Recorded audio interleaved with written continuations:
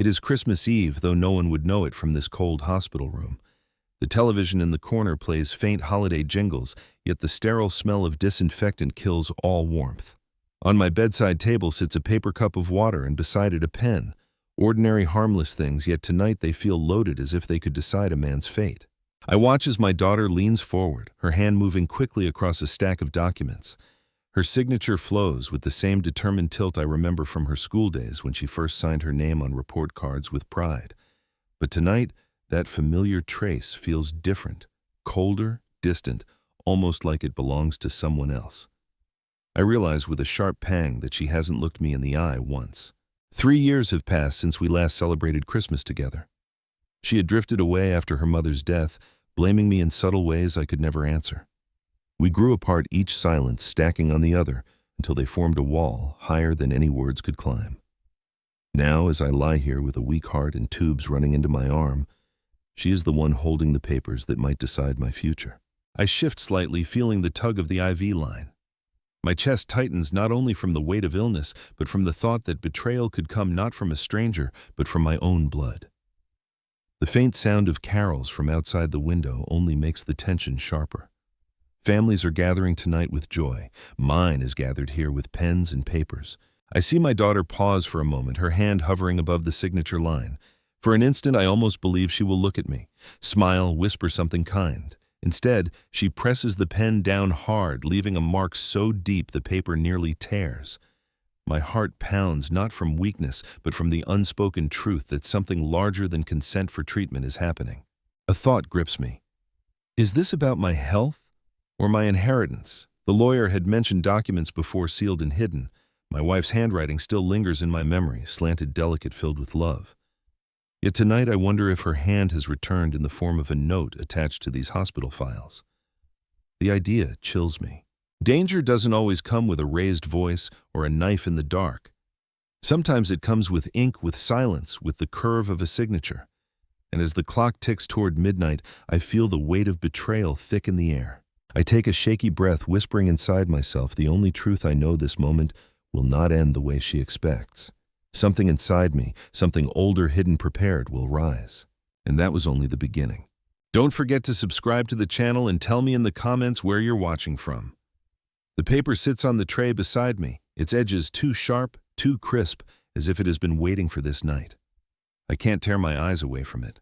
I've signed countless documents in my life: mortgage contracts, school permission slips, business papers, but this one feels different. It hums with a quiet menace, like a loaded gun hidden in plain sight. My daughter places the pen down gently, almost tenderly, as though the gesture itself might erase the coldness of what she has done. She avoids my gaze again, pretending to adjust the blanket near my feet. I see her hands tremble for just a second, and I wonder if it is guilt or excitement. I want to ask her, "What did you just sign?" But my throat is dry, and my voice comes out as nothing more than a weak rasp. She doesn't answer. Instead, she tucks the paper into a folder with a practiced motion, like she has rehearsed this. That terrifies me more than anything. My chest feels heavy, not only from the dull ache of my condition, but from a realization settling in. This is not merely hospital consent. This paper carries the weight of my life or my death. I remember reading once that hospitals in certain states require next of kin to sign "do not resuscitate" orders when patients are critical. The thought makes my blood run cold. Could she have just signed away my right to live? But then another possibility creeps in. Years ago, when my wife was still alive, we spoke about protecting what we had earned. I remember her telling me that one day someone might try to use my weakness against me. She had a saying, "Paper can cut deeper than knives." Back then I laughed. Tonight her words echo in my ears. The silence in the room grows unbearable. Only the faint hum of the heart monitor fills the void, each beep sounding slower than the last. My daughter straightens, brushing her hair behind her ear, and her expression shifts into something unreadable. That frightens me more than anger ever could. In my mind, I weigh the possibilities. If she has signed medical documents, my time may already be ticking down like sand slipping through an hourglass. If it is about inheritance, then my own daughter has just put pen to paper to erase me before I'm gone. Both outcomes feel like betrayal. I think of an old fact I once read in a legal column over 40% of family disputes over estates begin while the parent is still alive, often with subtle maneuvers that go unnoticed until it is too late. That detail needles me now. Could I be living proof of that statistic? The folder is still within reach, perched on the tray. I shift, pretending to adjust my blanket, my fingers inching toward it. She notices. Her eyes narrow for a split second before she recovers her calm. That tiny flicker tells me more than any words could. The paper is dangerous. I pause, letting my hand rest back on the bed and let silence stretch between us. Silence has its own way of speaking, and tonight it screams. Her glance slices through the room like a blade, quick and sharp, then vanishing as if it never existed. But I feel it. That fleeting look, heavy with calculation, chills me more than the sterile air conditioning above my bed.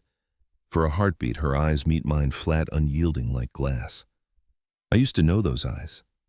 They once sparkled with mischief when she was a little girl hiding cookies in her room. Now they are unreadable, colder than winter itself. I force myself to breathe evenly, not wanting her to see the storm gathering inside me.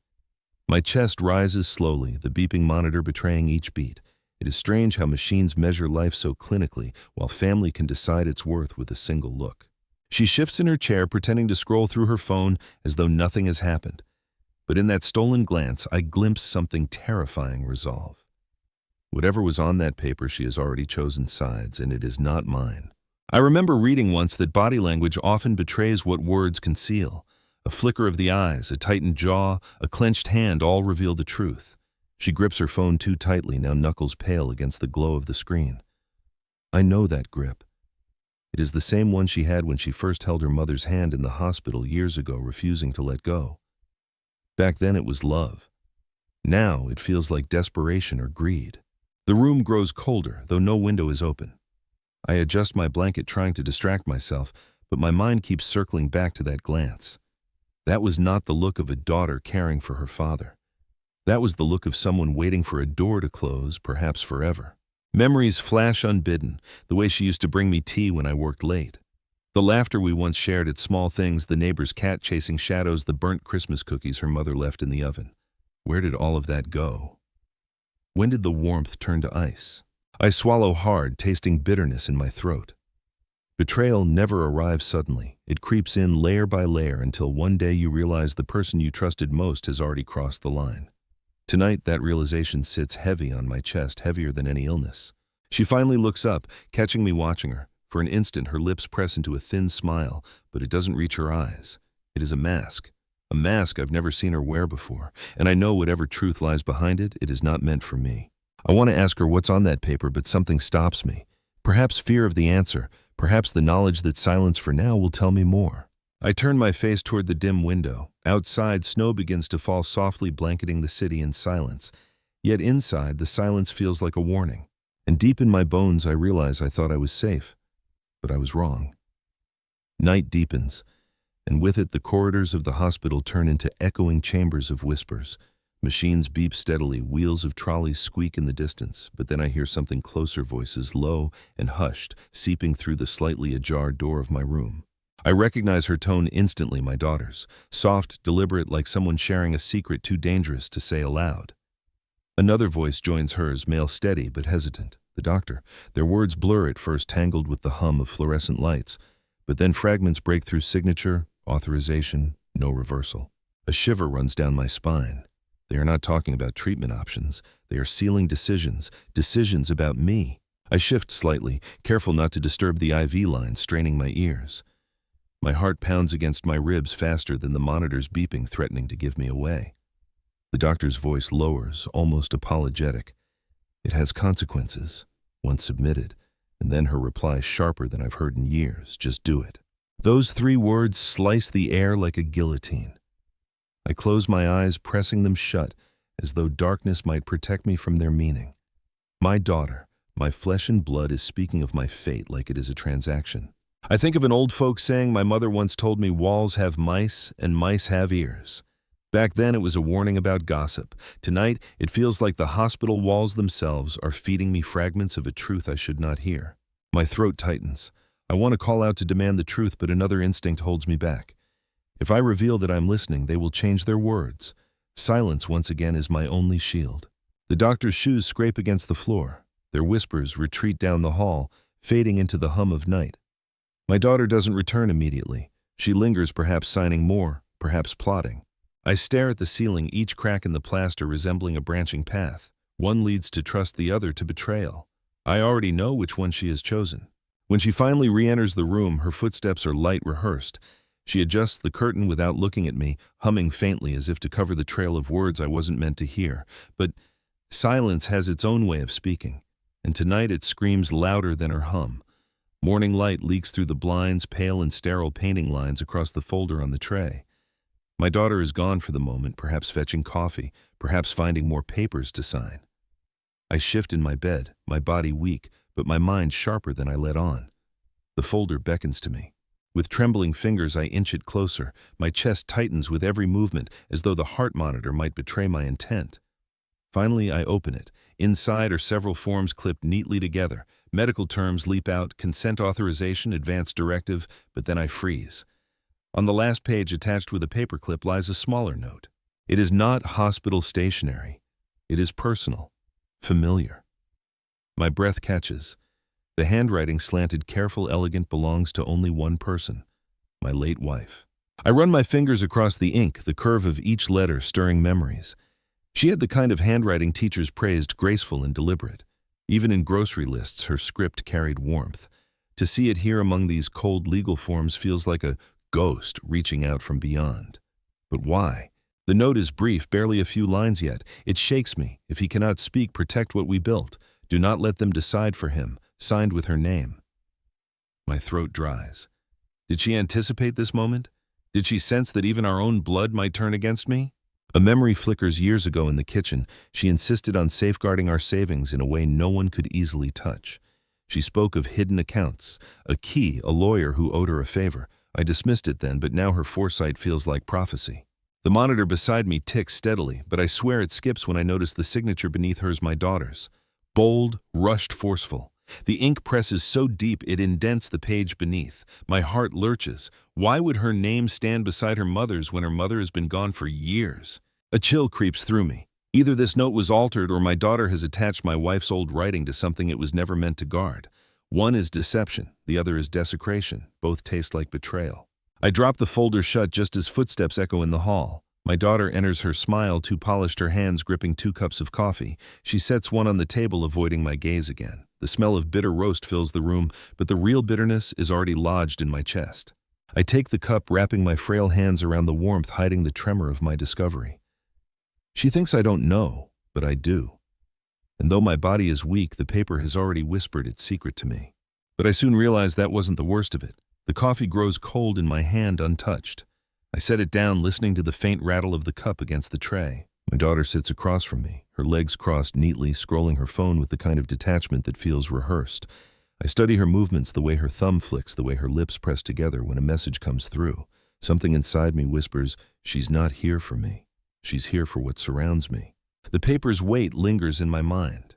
My wife's handwriting, the clipped note, my daughter's bold signature, it's a puzzle with too many sharp edges.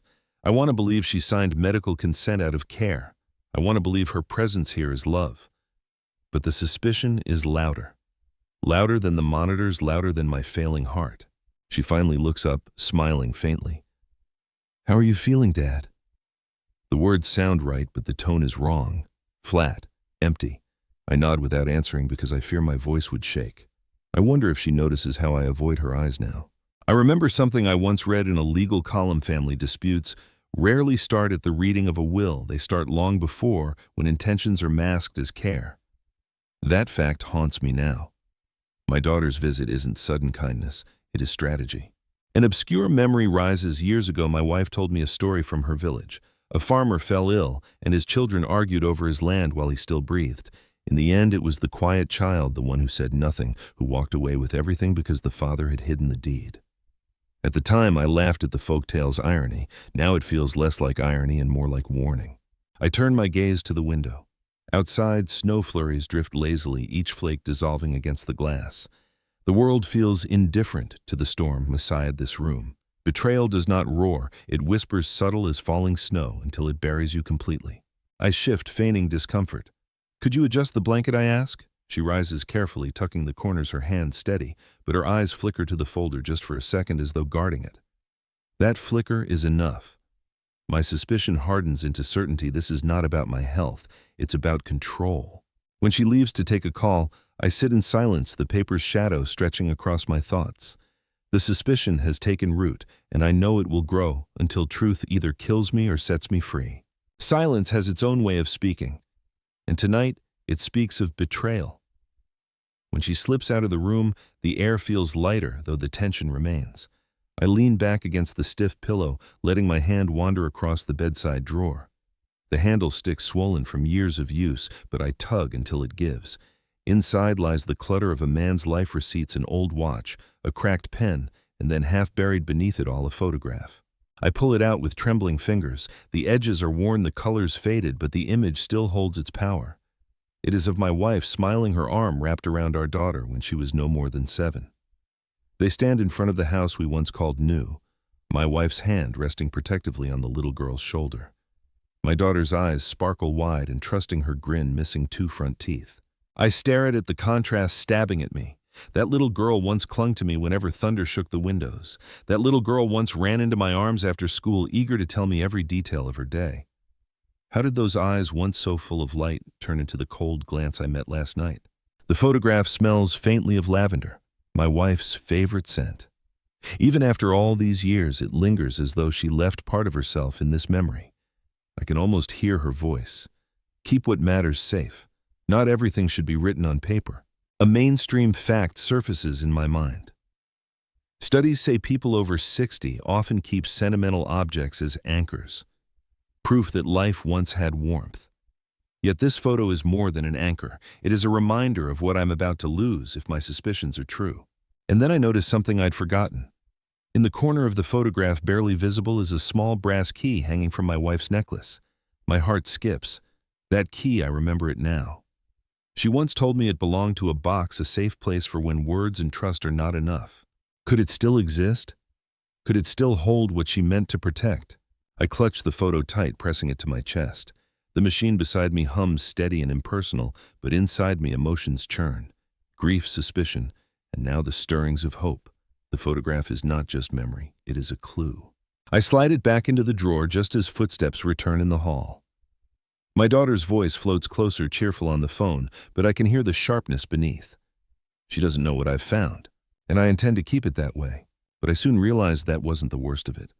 The door creaks open, and with it comes a gust of forced cheer. My daughter steps inside, her voice pitched just a little too high. "Dad, look who's here." Behind her trail 2 relatives, my sister-in-law and my nephew, faces painted with smiles that don't quite reach their eyes. They enter bearing small gifts, a fruit basket wrapped in shiny cellophane, a bouquet that wilts before it even touches water. They fuss with the flowers, arranging them near the window, avoiding my gaze. My daughter stands taller now, her movements crisp as if their presence reinforces her role. I watch quietly. There's something about the way they exchange glances, something rehearsed. My nephew asks the usual questions. "How are you feeling?" "Eating well," but his eyes dart toward the folder on the tray. When my daughter shifts the folder slightly out of sight, I catch the faintest nod between them. I recall reading once that body language often betrays collusion. People in agreement mirror each other's gestures unconsciously. And here they are, crossing their arms at the same time, smiling with the same stiffness. It is a small detail, but to me, it screams conspiracy. My sister-in-law leans close, patting my hand with exaggerated tenderness. "You don't need to worry about a thing. The family is handling everything." Her perfume, too strong a cloying floral, fills the space, making the air heavier. It masks sincerity just as her words do. An obscure memory stirs an old proverb from my father's village. When too many hands touch the pot, the soup goes bitter. I never thought I'd see it applied to my life. Yet here in this sterile room, their too many hands are stirring something far more bitter than soup. I force a smile, though my insides twist. "I appreciate you being here," I say softly, watching their reactions.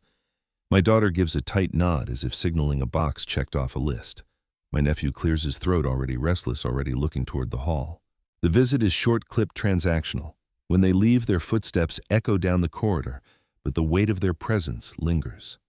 My daughter remains behind, tidying the table with unnecessary precision, her back turned to me. She doesn't notice how tightly I grip the blanket, holding back the urge to confront her. Instead, I let silence stretch because silence reveals what words often hide. And in that silence, the truth is clear. Their visit wasn't for me. It was for the paper. I thought I was safe, but I was wrong. That afternoon, the hallway outside my room grows busier than usual. Shuffling footsteps, murmured voices, the occasional clang of a food tray. But then I see him, a man in a dark suit carrying a leather briefcase, moving with a gravity that silences even the nurses. He pauses at the door, straightens his tie, and steps inside. My daughter stiffens. "Why are you here?" she demands, her voice clipped a little too sharp for polite company. The man sets the briefcase on the chair and nods toward me. "Your father asked me to check in on some old matters."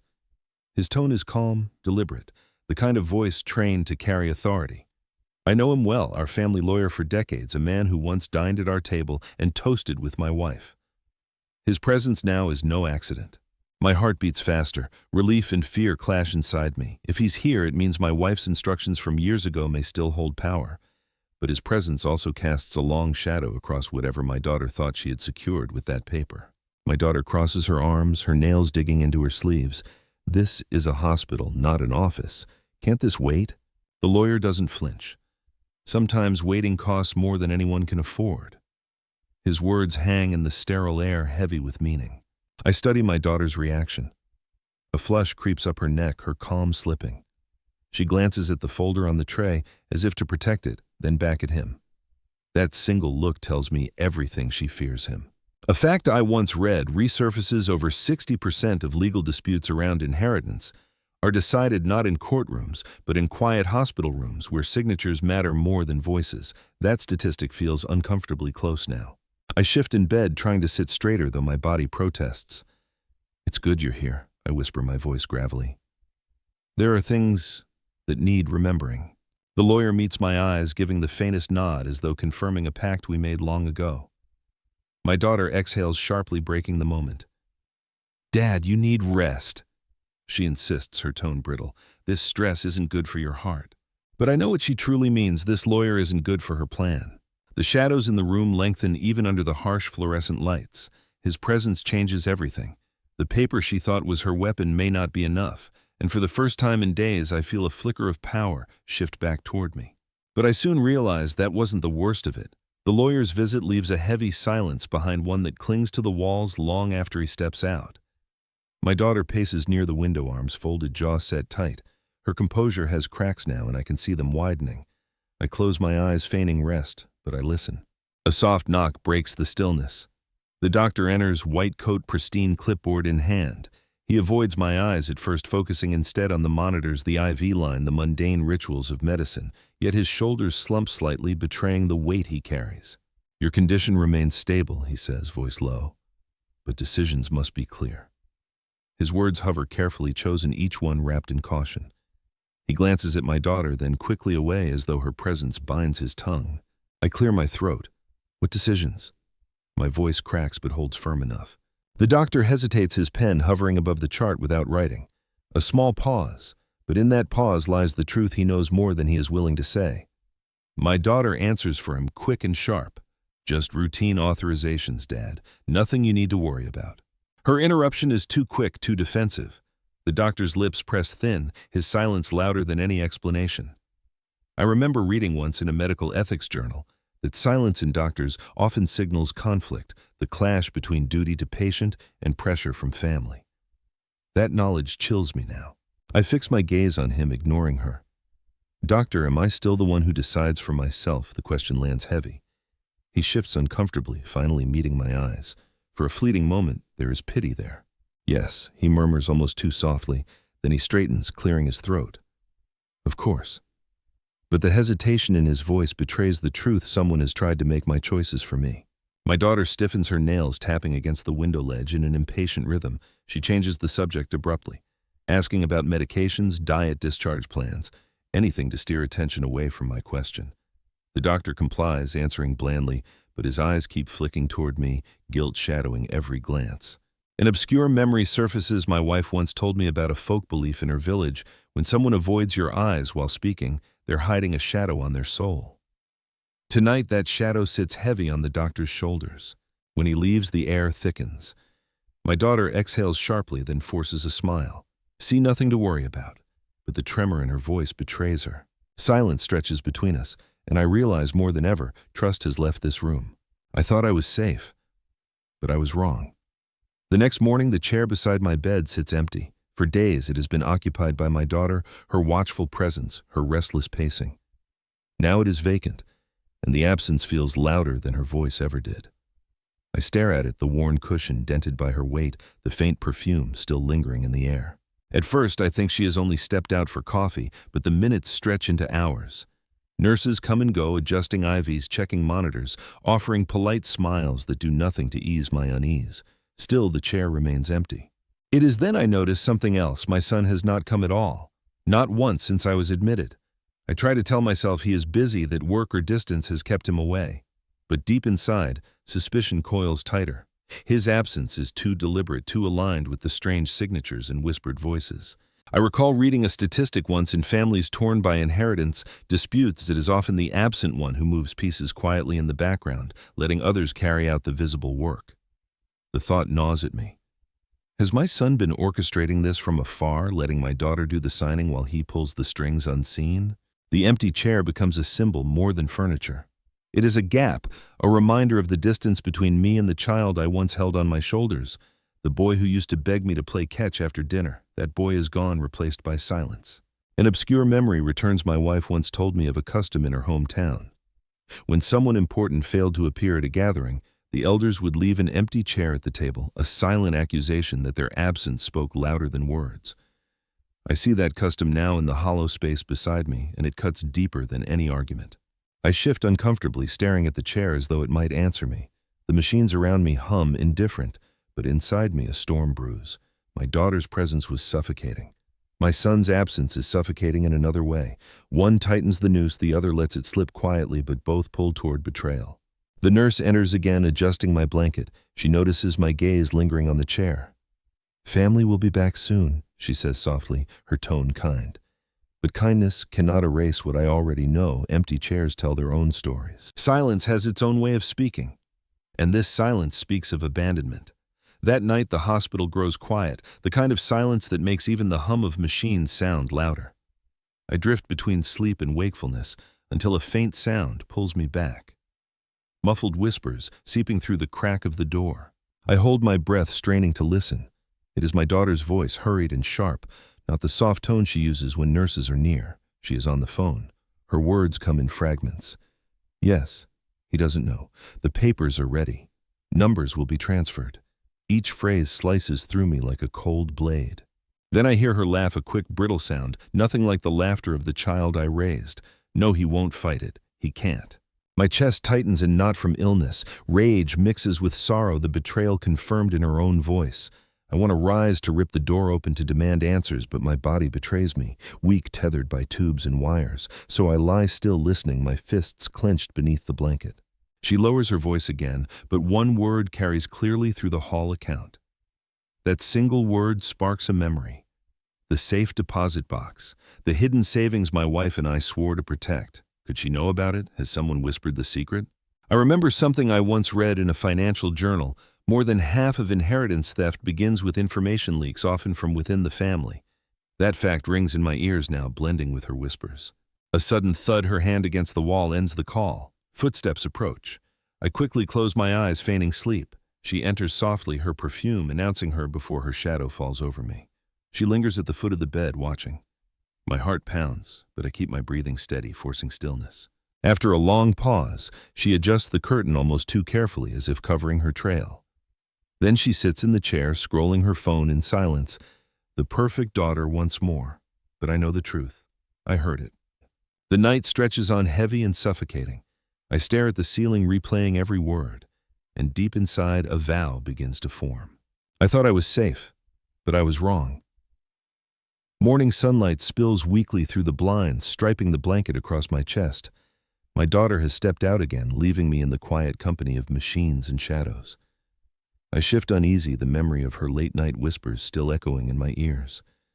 My hand drifts toward the small wallet tucked beneath the pillow, a habit born from mistrust long ago. With slow, deliberate movements, I pull it out. The leather is cracked, softened by years of use, and as I thumb through the worn bills and faded cards, something small and metallic catches my finger. A key. I freeze breath shallow. It is the same brass key I'd nearly forgotten, its teeth sharp, its handle worn smooth by time. My wife gave it to me years ago, insisting I keep it close. "This will matter someday," she had said, slipping it into my hand with that firm, unshakable conviction she carried in everything she did.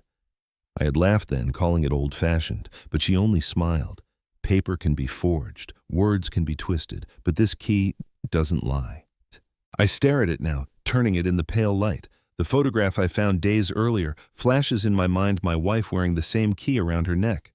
A sign, a warning, perhaps even a message she left behind. My pulse quickens. This key belongs to the deposit box, the one we kept hidden under another name, the one holding document savings and perhaps even the will she never trusted to leave in anyone else's hands. My daughter may think her papers and signatures control everything, but she doesn't know about this. Not yet. A fact resurfaces from an article I once read. Safety deposit boxes, though old-fashioned, remain among the most secure places to protect private assets. Banks cannot simply open them without the holder's consent or legal proof. My wife knew this. She was protecting us even in death. An obscure folktale comes to me, one my grandmother told me as a child. Keys open more than doors. They open fates. Back then it was just a story. Today it feels like prophecy. I close my hand tightly around the key, hiding it deep in my fist. For the first time since I entered this hospital, I feel a flicker of control. My daughter may have her signatures, her whispers, her conspiracies, but I have this. The door opens suddenly, her footsteps again. I quickly slide the wallet back under the pillow, forcing calm. She greets me with a smile, the same polished mask. But I feel the cold weight of brass against my skin, steady and reassuring. She thinks I'm powerless. She doesn't know I hold the key. But I soon realize that wasn't the worst of it. That afternoon, the air in my room grows heavier. My daughter returns, but she is not alone. Behind her, my son-in-law enters, his presence filling the space with an arrogance that makes my skin crawl. He greets me with a smile that never reaches his eyes, the kind of smile one gives a defeated opponent. He takes the chair beside her, leaning back casually, but his glance is sharp, calculating. They don't speak at first. They don't have to. Their silence is a language of its own. I watch the quick dart of his eyes toward the folder, the way her lips tighten almost imperceptibly in response. It is not affection that binds them in this moment. It is collusion. I clear my throat, forcing words past the dryness. "How's work?" I ask him, feigning the ignorance of an old man making small talk. He shrugs. "Busy, but family comes first." The lie is smooth practiced. My daughter nods faintly as if confirming his script. I study them both. Their hands rest too close on the armrest fingers, nearly brushing a signal as subtle as a whisper. I realize then they have rehearsed this, their roles, their timing. It is not just my daughter's plan. He is part of it too. A fact from years of business dealings comes back to me in negotiations. The strongest alliances are often unspoken. Words can be denied, but glances, gestures, they betray the truth. That truth is here, thick in the silence between them. My wife once told me of a superstition from her childhood village. When two people share a secret, their shadows grow closer even if their bodies remain apart. I glance at the wall. The fluorescent light casts their shadows in one long blur, indistinguishable. The sight twists in my chest. I shift in bed, feigning discomfort, and their eyes snap to me in unison. Too fast, too alert, the kind of reaction guilty people cannot suppress. "I'm fine," I mutter, waving them off, but inside my suspicions harden into certainty. The silence in the room stretches thick and suffocating. They exchange another glance, quick, sharp, like a knife passed between them. My daughter adjusts the blanket on my legs, her hands steady, but her eyes avoid mine. My son-in-law taps his knee, a rhythm too precise to be casual. They are waiting, watching, planning. I close my eyes, pretending fatigue. But behind my lids, my mind races. The key beneath my pillow presses against me, a quiet reminder that I am not as powerless as they think. I thought I was safe, but I was wrong. It happens late in the evening when the lights in the corridor are dimmed and most visitors have gone. My daughter and her husband step out briefly, leaving me in the care of the night shift. The room is quiet, except for the steady hum of machines, until the nurse on duty, an older woman with tired eyes and kind hands, leans closer than usual as she adjusts my IV. Her voice drops to a whisper. "Sir, don't sign anything, not without me looking at it first." I blink, startled. "What do you mean?" My voice is weak, but the urgency must have carried because she glances quickly toward the door before answering. I've seen the papers your daughter has been carrying. They're not just medical consents. Her tone is heavy, almost regretful. She's pushing for documents that could take decisions away from you, legal ones, irreversible ones. My stomach knots. The suspicion I've harbored, the whispers I overheard, the strange signatures, all of it begins to solidify into a dreadful truth. I grip the blanket with trembling hands. She adjusts the monitor, pretending it requires her attention. I shouldn't even be telling you this, she murmurs, but I've worked here long enough to recognize when family care turns into family greed. I've seen it before, too many times. Her words remind me of an article I once read. More than a third of elder financial abuse cases are committed by immediate family. The statistic felt abstract then. Now it feels like my own heartbeat pounding painfully in my chest. I whisper, "Why are you telling me this?" The nurse pauses, her face softening. "Because you remind me of my father, and because silence helps no one." She tucks the blanket around me. Her gesture, motherly, protective. Then, almost as quickly, she straightens, resuming her professional mask just as footsteps echo down the hall. My daughter returns her smile, too polished, her husband just behind her. They bring the faint scent of cold air and expensive cologne. "Everything all right, Dad?" she asks brightly, setting down a bag of fruit. I nod, faintly hiding the storm inside me. The nurse offers a polite smile and slips out, but as she passes me, her eyes meet mine for a brief second. The look carries more weight than any signature on paper. For the first time, I feel less alone in this room. Someone else sees what I see. But I soon realize that wasn't the worst of it. The nurse's warning lingers in my mind long after she leaves. Her words stir memories buried beneath years of routine memories of conversations I once brushed aside. I close my eyes, and suddenly I am back in the old kitchen, the smell of my wife's lavender soap hanging in the air as she sat across from me at the table. Someday she had set her fingers tracing the rim of a teacup. "You'll need to be careful. Not everyone will protect you when you're weak. Even family can forget their hearts when money is involved." I remember laughing, then dismissing her caution. Our daughter. Our son, they'd never. But she only smiled that knowing smile of hers. "Hope for the best," she whispered, "but prepare for the worst." Her words come back now with painful clarity. She was the cautious one, the planner. She had insisted on creating a second will, sealed in an envelope kept by the lawyer we trusted most. She pushed for the safe deposit box for moving assets into forms harder to seize. At the time it felt paranoid. Now it feels prophetic. I open my eyes and stare at the ceiling, the fluorescent light buzzing faintly. A fact I once read in a psychology journal resurfaces. People often dismiss warnings from loved ones until they are too late, blinded by the assumption of loyalty. I am living proof of that blindness. Another memory surfaces, more obscure. In my wife's village, it was custom during weddings to bury a symbolic coin under the family home, a token meant to guard against betrayal from within. I never understood it fully, but now I see the wisdom in rituals meant to outlast trust. The hidden key presses against my side beneath the pillow. I shift slightly, reassured by its weight. My wife's foresight is the only thing keeping me steady now. If my daughter and her husband are plotting, then the safeguards she built are my lifeline. I glance at the folder again, sitting on the tray, neat and threatening. My daughter thinks she is in control. She doesn't realize the past still holds its own weapons, ones she cannot touch because she doesn't even know they exist. The past is not dead. It breathes in the notes my wife left, in the lawyer's quiet nod, and the key pressing against me now. It resurfaces stronger than any betrayal unfolding in this sterile room. I thought I was safe, but I was wrong. The next morning begins like all the others, nurses moving in and out, the faint smell of antiseptic, the beeping of machines marking time. But inside me something stirs that hasn't in days certainty. As I sip lukewarm water from the paper cup, a memory surfaces so vividly it's as though my wife whispers in my ear. The will. Not the one everyone knows about, the copy my children once saw and assumed was final. No, the other one. The one she insisted on drafting quietly in the lawyer's office, sealed in an envelope neither child ever touched. "We must protect it," she told me then, sliding the envelope across the polished desk, her voice steady. "Because even love can sour." I had argued with her. It's unnecessary. They would never fight over scraps. She had only sighed. "You don't see what I see." Now, lying here in this sterile room, her foresight feels like a shield she left behind. I remember the envelope, clearly cream-colored thick paper sealed with wax, my name scrawled across the front in her hand. We gave it to the lawyer, instructing him to hold it until the day the family gathered to read my estate. That was over a decade ago. Could he still have it? Would it still carry weight? A fact I once read in a legal digest returns a properly executed will, even if older overrides later documents if proven untainted and valid. That truth steadies me. My daughter may think her papers, her signatures, her whispers are enough to erase me. But she doesn't know there is another voice waiting to be heard, the voice of her mother, speaking from the grave through ink and wax. An obscure memory of my wife's habits comes back too. She believed in symbols.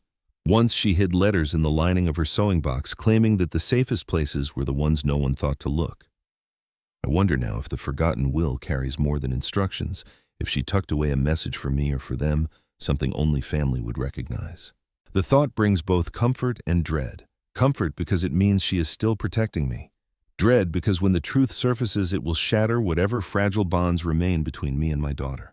The key beneath my pillow presses against me, a reminder that not all doors are open yet. Somewhere in a lawyer's safe or a deposit box that envelope waits.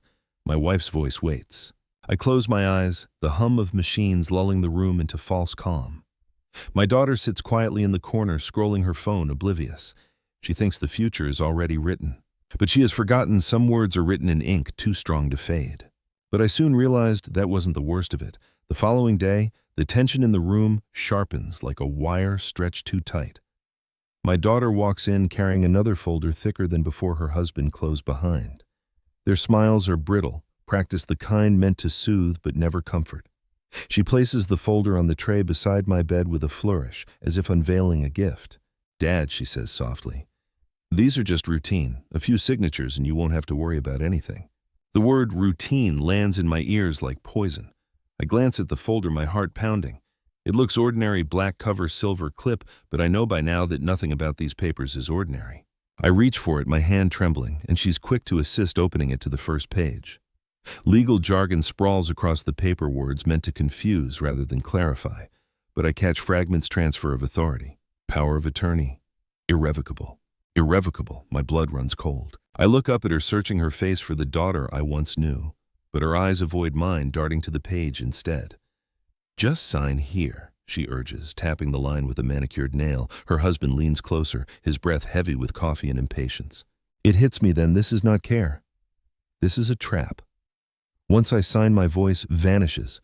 Every decision, medical, financial, even personal, will belong to her. She isn't waiting for me to die. She's trying to bury me alive in paperwork.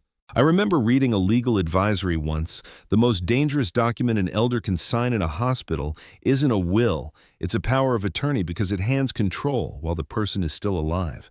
That truth screams at me now, echoing louder than the beeping monitor. My hand hovers above the paper. I force myself to pause, feigning weakness. "My hands are unsteady," I murmur. She softens her tone, almost pitying. "Don't worry, Dad. I'll guide you." She takes the pen, holding it near my fingers, ready to press it into my hand. But then behind her, I notice the door slightly ajar. The lawyer's shadow lingers there, his outline unmistakable. He does not enter, but he watches. That subtle presence steadies me. My wife's foresight steadies me. The key beneath my pillow presses like a secret weapon against my side. I pull my hand back suddenly. "Not today," I whisper. Her smile falters just for an instant before returning brittle and sharp. Her husband shifts in his seat, frustration flickering in his eyes. The papers remain unsigned, the trap unsprung, but I know they'll try again, and next time they may not leave me the chance to refuse. I thought I was safe, but I was wrong. It happens without warning. One moment the hospital hums with its usual rhythm, the steady beep of machines, the shuffle of nurses' shoes on linoleum. The next, a sharp cry pierces the hallway. I jolt upright, my heart racing as a commotion erupts just outside my door. A patient down the hall has collapsed. I can't see the scene, but I hear it, the crash of a metal tray hitting the floor.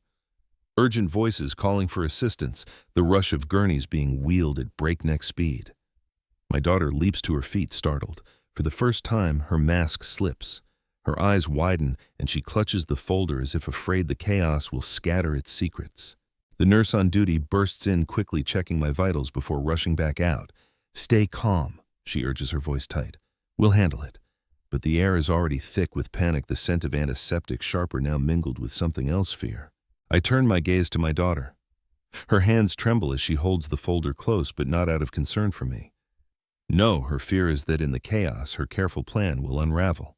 Her husband whispers something urgent in her ear and she nods, snapping the folder shut. They retreat toward the corner, speaking in hushed tones I cannot fully catch, but I hear enough delay. Tomorrow. Signatures later. The noise in the hallway crescendos defibrillator pads, shouts of clear, then fades into a tense silence. I don't know if the patient survived, but the stillness afterward feels like a reminder life can vanish in a heartbeat. And yet here my own daughter is fighting not for my life but for what comes after. A memory returns, obscure but piercing. My grandmother used to say, when death visits a house, the living reveal their true faces. Tonight I see that proverb etched in my daughter's stiff posture, her husband's clenched jaw. Oddly, the chaos buys me time. With their attention split, I shift slightly, pressing my hand beneath the pillow.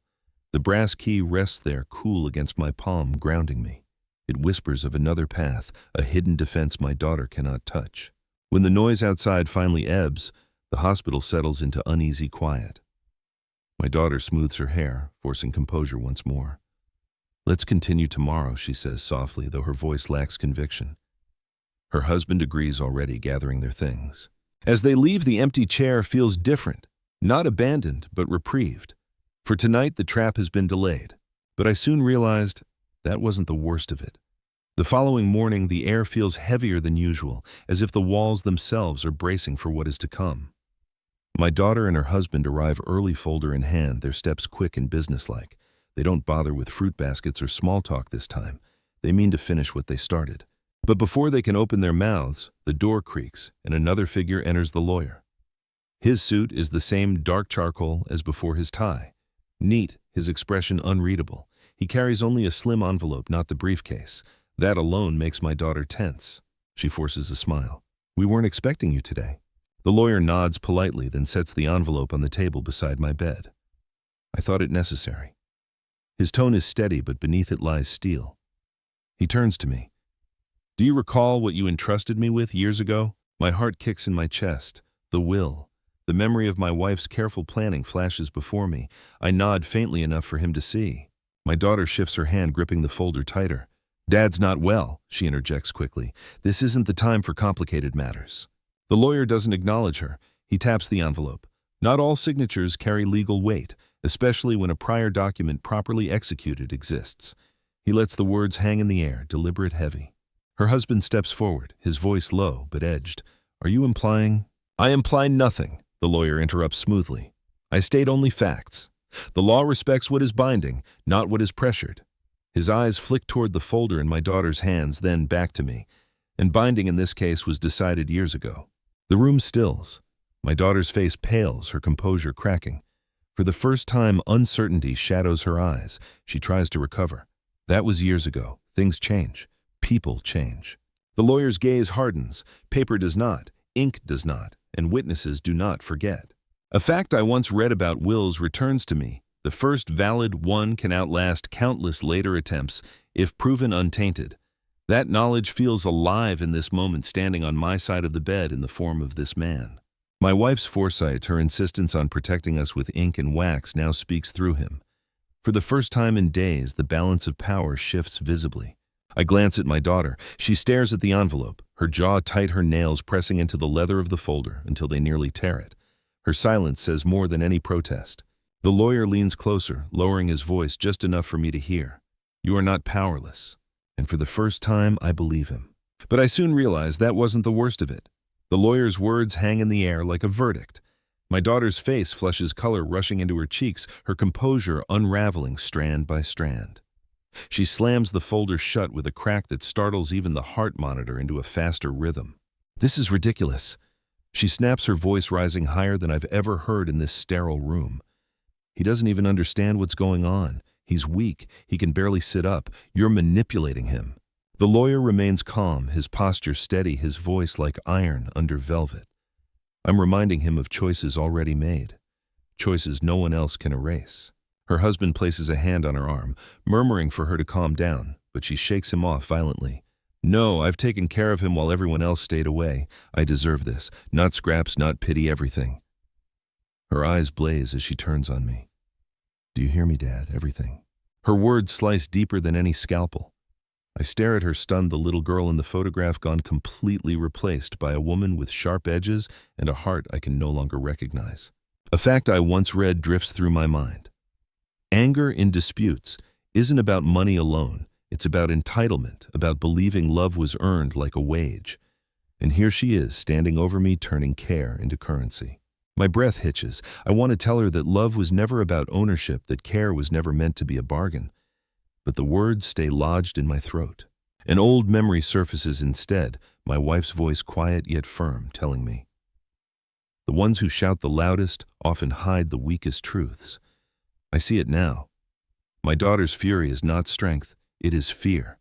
Fear that her schemes are crumbling, that the paper fortress she built is nothing against ink sealed long ago.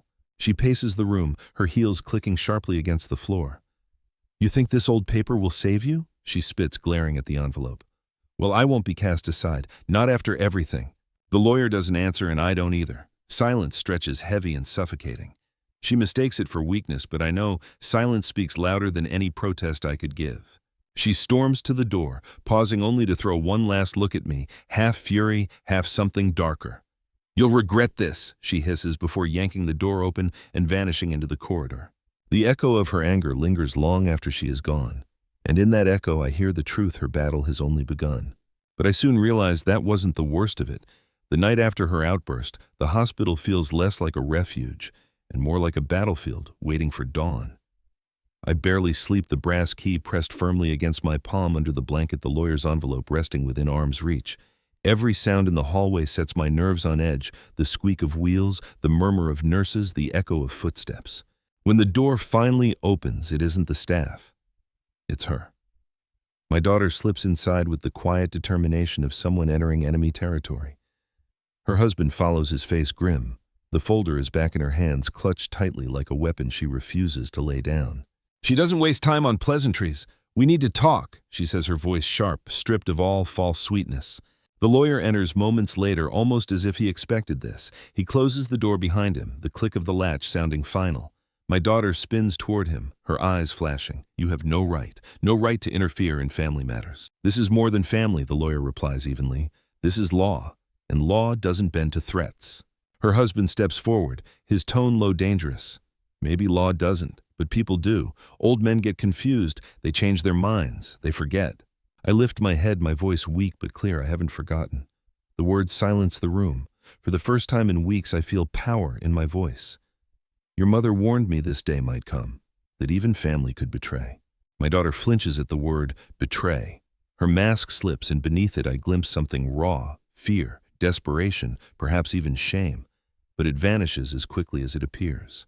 She thrusts the folder toward me. "Sign it, Dad. End this now." I shake my head slowly, the key pressing against my side like a secret oath. "No." The lawyer steps closer, sliding the sealed envelope onto the tray between us. Its presence is undeniable, a silent judge in this confrontation. "Your father already decided," he says firmly. "Years ago, with witnesses, with clarity." My daughter's face crumples into rage, then steadies into cold defiance. "You think a piece of paper will stop me?" she whispers. "You don't know what I've sacrificed." I meet her gaze, forcing my frail body to sit straighter. "I know exactly what you've sacrificed: love, trust, family."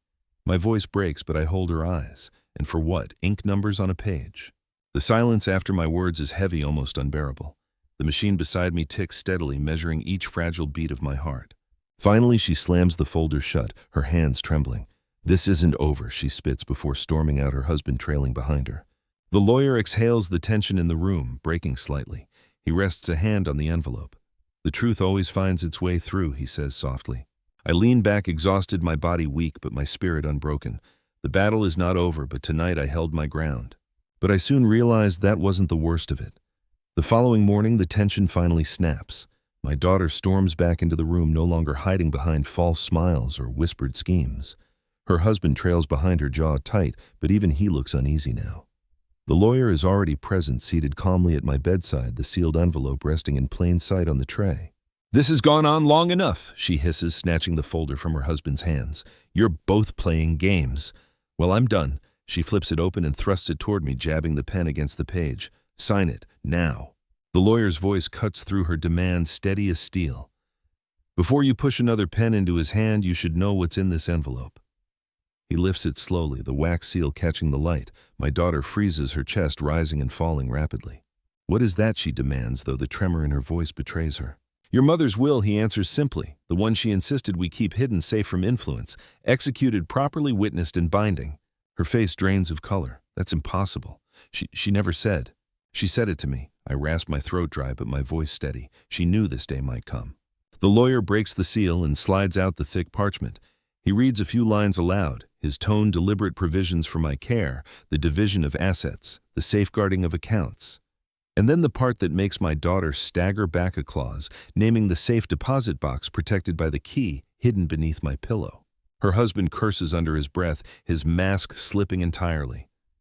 You told me there was nothing else, he snaps at her. She glares at him, panic flickering in her eyes. I didn't know? The lawyer continues, ignoring their squabble. This document supersedes any recent attempts at coercion. The assets cannot be touched. The property remains in trust until... He pauses, glancing at me, then finishes firmly, until the rightful time. The silence that follows is heavier than any storm. My daughter clutches the folder to her chest as though it might shield her, but it is useless now. The truth is laid bare, exposed under sterile hospital lights. A fact I once read about betrayal flashes in my mind. When the truth is revealed, it doesn't mend what was broken. It only shows how deep the cracks always were. My daughter's eyes meet mine at last. For a fleeting second, I see not the schemer, not the betrayer, but the frightened child she once was, cornered and ashamed. Her lips tremble as if she might speak, but no words come. She turns abruptly and rushes out, her husband on her heels. The door slams shut, leaving the lawyer and me in silence. He sets the will on the tray, his expression firm but not unkind. It's over, he says quietly. But in my heart I know better. It is not over, it is only exposed. And I soon realized that wasn't the worst of it. The storm passes, leaving only silence in its wake. The hospital room is calm now, but not with peace, rather with the exhaustion that follows battle. The folder my daughter once guarded so fiercely lies abandoned on the chair, useless. The lawyer's envelope rests on the tray, its authority undeniable. And I, the man they tried to silence, remain here, still breathing. I lean back against the pillow, every muscle aching, my heart heavy with more than illness. The beeping of the monitor is steady again, almost comforting. Yet inside me questions churn. How does a father reconcile the face of betrayal when it wears the smile of his own child? I think of my wife, her careful handwriting on that old note, her insistence on planning for storms she somehow knew would come. She was right. She always was. Her foresight saved me not just with ink and signatures, but with the reminder that trust must sometimes be guarded even from those closest to us. A fact I once read in a sociology study surfaces: families rarely fracture overnight. It happens slowly, through small choices, neglected words, festering resentment. Perhaps I missed the signs. Perhaps I believed love alone was strong enough to hold us together. And yet as I sit in this sterile room, I realize love is still here. Though it no longer shines through my daughter's actions, it lingers in the photograph in my drawer, in the lavender scent of memory, and the brass key pressing gently against my side. Love is stubborn, even when betrayal tries to bury it. I close my eyes and reflect. There will be consequences, rifts that may never mend. My daughter's anger will not vanish with one envelope. My son's absence will weigh heavy on me until the end. But there is clarity now. I'm not powerless. I never was. The nurse enters quietly, checking the IV. She smiles kindly, and for once I return the smile. Outside the window, snow continues to fall, each flake a fragile promise that life, though cold, still carries beauty. I whisper into the stillness as if my wife might hear. We held on. What we built remains. And in that moment, I find not triumph, but a kind of peace. Thank you for staying with me through this story. If it touched you, please subscribe and continue with the next story in the playlist.